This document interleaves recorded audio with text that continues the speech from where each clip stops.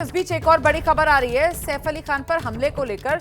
ये जानकारी निकल कर आ रही है कि ये जो दो सीसीटीवी की तस्वीरें आप देख रहे हैं ना, इस पे गौर कीजिए जरा। जब ये हमलावर सीढ़ियों पर चढ़ रहा है तब ये नंगे पैर है, इसके पैरों में जूता मोजा कुछ नहीं नजर आ रहा। लेकिन जब ये वारदात को अंजाम देने के बाद नीचे उतरता हुआ नजर आ रहा है, भागता हुआ नजर आ रहा है, तब इसके पैरों में जूते हैं। जरा तस्वीरें दिखाइए। ये देखिए, दो तस्वीरें आप देख रहे हैं। एक तरफ आप देखेंगे बिल्कुल नंगे पैर, बहुत ही दबे पांव से, कोई आवाज ना हो, कोई आहट ना हो। देखिए किस तरीके से धीरे धीरे ये सीढ़ी चढ़ रहा है, और जब ये सीढ़ियां उतर रहा है तो बहुत तेजी के साथ, और पैर में काले रंग के जूते भी नजर आ रहे हैं। जब सीढ़ियां उतर रहा है तो तेजी के साथ काले रंग के जूते इसके पैरों में नजर आ रहे हैं।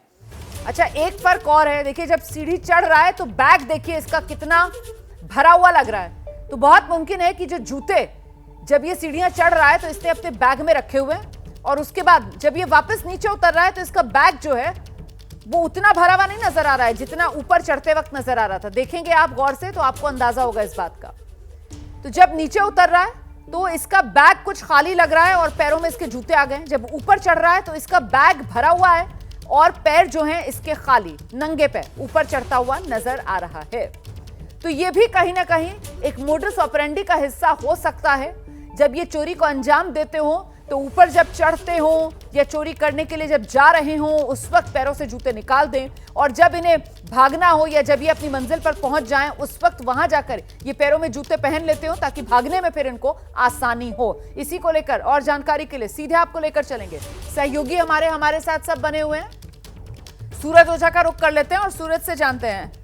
अच्छा, सूरज हमारे साथ नहीं है, गणेश ठाकुर हमारे साथ मौजूद हैं। गणेश, ये जब चढ़ रहा है ऊपर तो पैरों में जूते नहीं है, जब उतर रहा है तो फिर जूते पहने हुए हैं। जाहिर सी बात है ये चोरी के इरादे से जब जाते होंगे तो ये भी इनका एक हथकंडा, इनका एक पैतरा रहता होगा। लेकिन इस बीच ये जो चाकू को लेकर आप जिक्र कर रहे थे ना कि वो हेक्साब्लेड की बात नर्स की तरफ से कही गई, लेकिन अब तो ये साफ नजर आ रहा है कि ये तो एक बड़ा चाकू है जिससे सैफ अली खान पर वार हुआ। गणेश जी बिल्कुल, तो यही सवाल हैं जो इन्वेस्टिगेशन में सामने आ रहे हैं और उसके जवाब आरोपी की गिरफ्तारी के बाद ही सामने आएंगे। क्योंकि महिला तो कह रही कि हेक्साब्लेड एक हाथ में था और एक हाथ में लकड़ा था, लेकिन जिस चाकू से सैफ अली खान पे वार किया, जो जिसका टुकड़ा उनकी पीठ पर अंदर घुस गया था और डॉक्टर्स ने निकाला, वो तो चाकू है। तो क्या हेक्सा चाकू ये सब लेके गया था? जैसा हम जिक्र कर रहे हैं कि बैग है, बैग में और भी औजार होंगे। तो एक बात तो तय है कि ये एक हिस्ट्री शीटर ऐसा क्रिमिनल है जो किसी की जान लेने से भी कतराएगा नहीं।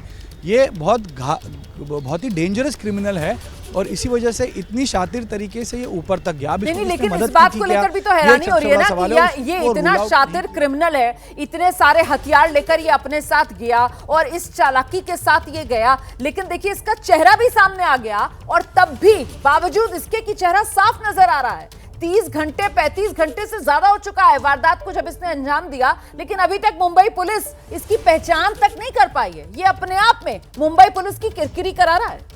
गणेश जी बिल्कुल, सवाल तो खड़े होंगे और सवाल तो पूछे भी जाएंगे, क्योंकि मुंबई जैसे इतने बड़े शहर में और इतने बड़े व्यक्ति के घर में अगर हमला होता है, और जिस पुलिस को हम स्कॉटलैंड यार्ड के बाद की श्रेष्ठ पुलिस बताते हैं, इन्वेस्टिगेशन में नंबर 1 बताते हैं, अगर वो पुलिस 30 घंटों बाद भी खाली हाथ होगी तो सवाल तो उठेंगे। मुंबई पुलिस ने 20 टीमें बनाई है, लेकिन उसके बावजूद ये आरोपी हाथ नहीं लग रहा है। और यही वजह है कि विपक्ष भी सवाल पूछ रहा है, मीडिया भी सवाल पूछ रहा है और जनता भी सवाल पूछ रही है। और एक सवाल पूरी कानून व्यवस्था पर भी यहाँ पर है। जिस तरह की घटनाएं मुंबई में पिछले कुछ दिनों में हुई हैं, उसको देखते हुए कई सारे सवाल पूछे जा रहे हैं, और जितनी देरी इस आरोपी को पकड़ने में होगी उतने सवाल पूछे जाएंगे, सवाल बढ़ते जाएंगे और प्रश्न उपस्थित होंगे मुंबई पुलिस की कार्यक्षमता पर, मुंबई की न्याय व्यवस्था पर, कानून व्यवस्था पर और महाराष्ट्र सरकार पर भी। आप रहिए मेरे साथ, मैं लौटूंगी आपके पास। मृत्युंजय का रुख कर लेते हैं। मृत्युंजय इस वक्त हमारे साथ मौजूद है। मृत्युंजय, वो सीसीटीवी में एक ही पॉइंट की अब 2 तस्वीरें सामने आ गई हैं इसकी। जब ऊपर चढ़ रहा था उस वक्त भी उसी सीसीटीवी में इसकी तस्वीर कैद हुई है, और जब वारदात को अंजाम देने के बाद भाग रहा था ये हमलावर उस वक्त भी उसी सीसीटीवी में इसकी तस्वीर, जिसमें चेहरा भी नजर आ रहा है। बावजूद इसके पुलिस के हाथ अब तक खाली हैं। तो जाहिर सी बात है यहाँ पर कई सवालों के जवाब जो पुलिस को देने होंगे। और ऐसे में एक बात जो कही जा रही थी सुबह, जिस बात का जिक्र सूरज ओझा भी कर रहे थे कि साहब कोऑर्डिनेशन की कमी, समन्वय की कमी नजर आ रही है मुंबई पुलिस और क्राइम ब्रांच में। क्या ये एक वजह है कि मामला अभी तक सुलझ नहीं पा रहा है? मृत्युंजय। रोमाना, बिल्कुल देखिए, जो सीसीटीवी तस्वीरें हम दर्शकों को दिखा रहे हैं लगातार, इससे एक बात तो स्पष्ट हो गया कि ये पूरा घटना 1 घंटे का है। पूरी 1 घंटे की पिक्चर है। 1:32 के भीतर या उससे 5-10 मिनट पहले वो बिल्डिंग परिसर में दाखिल हुआ। सीसीटीवी में हमें दिख रहा है 1:32-34 के आसपास, और फिर ठीक 1 घंटे बाद वो उसके भागने की तस्वीर है। 1 घंटे में इसने पूरे घटनाक्रम को अंजाम दिया। जो कुछ वाकया सैफ अली खान के घर में हुआ है वो इस 1 घंटे के दौरान हुआ है। अब सवाल ये है कि इतने घंटे बीत जाने के बाद भी पुलिस के हाथ खाली क्यों है?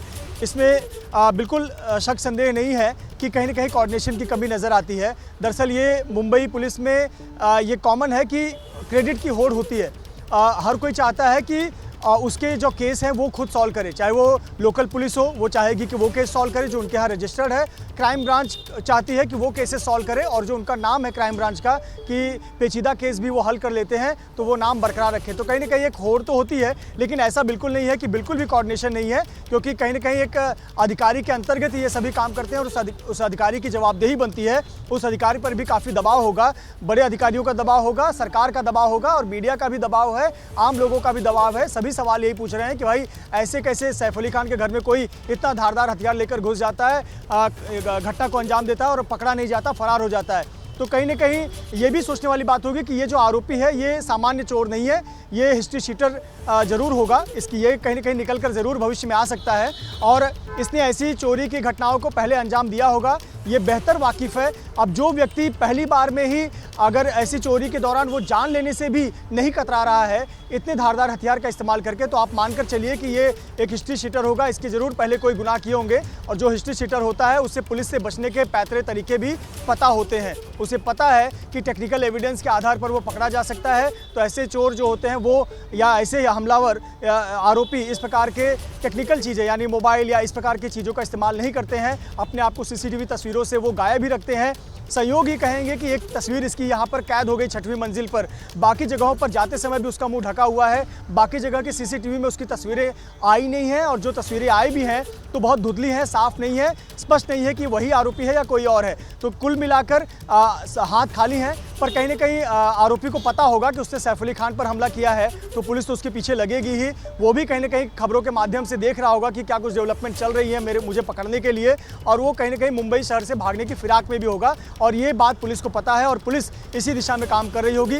पर निश्चित तौर पर अगर समय बीतता चला जाएगा तो सवाल खड़े होंगे और कहीं ना कहीं पुलिस का जो दावा रहता है कि वो एक दुनिया की बेस्ट पुलिस फोर्स में से एक है, उस पर तो क्वेश्चन मार्क लगेगा ही।